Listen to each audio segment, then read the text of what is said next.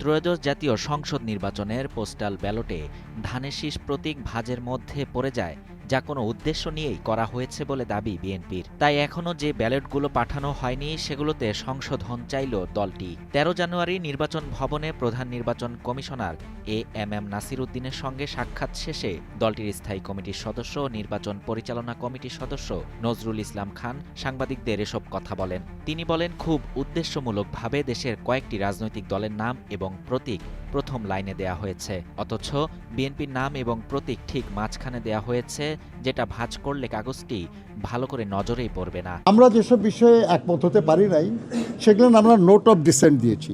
নজরুল ইসলাম খান বলেন, আমরা তাদের বলেছি আপনারা এখানে 5টি কলাম করেছেন এবং 14টা লাইন করেছেন, যার ফলে 3টি রাজনৈতিক দল, বিশেষ রাজনৈতিক দল, তাদের নাম এবং প্রতীকটি প্রথম লাইনে এসে গেছে। এটা যদি 5টা না হয়ে 6টা কলাম হতো বা 4টা কলাম হতো, 14টার জায়গায় যদি 12টা বা 16টা লাইন হতো, তাহলে কিন্তু এই ব্যাপারটা এভাবে সাজানোর সুযোগ ছিল না।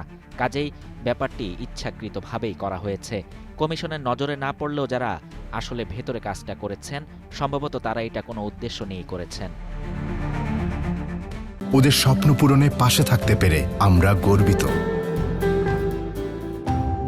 বিএনপির এই নেতা আরও বলেন, আমরা তাদের অনুরোধ করেছি বিদেশে যে ব্যালটগুলো পাঠানো হয়েছে সময় থাকলে তাও সংশোধন করা। আমরা তাদের পরিষ্কার বলেছি এই কৌশল যেন দেশের ভেতরে পোস্টাল ব্যালটে কার্যকর করা না হয়, তা যেন সংশোধন করা হয়। নজরুল ইসলাম খান বলেন, একটি বিশেষ রাজনৈতিক দল ভোটারদের কাছ থেকে বিভিন্ন এলাকায় ভোটার আইডি কার্ড, তাদের এনআইডি কার্ড, মোবাইল নম্বর সংগ্রহ করছে। উদ্দেশ্য পরিষ্কার বোঝা যায় যে কেন তারা এটা করছে। আমরা বহু নির্বাচনে অংশগ্রহণ করেছি, কিন্তু কখনো এই ঘটনা ঘটে নাই।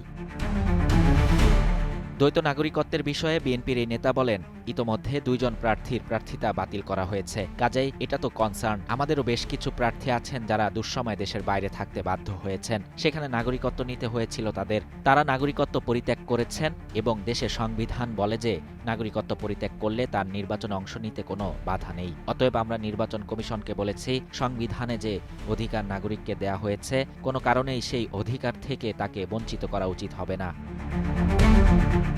বিএনপি গণভোটে হ্যাঁর পক্ষেই বলে জানান নজরুল ইসলাম খান। তিনি বলেন, গণভোটে সংস্কারের প্রস্তাব বিএনপি প্রথম তুলেছে। যেসব বিষয়ে একমত হয়নি সেখানে নোট অফ ডিসেন্ট দিয়েছে। শাহরিয়ার শাফাত, বাংলা নিউজ 24।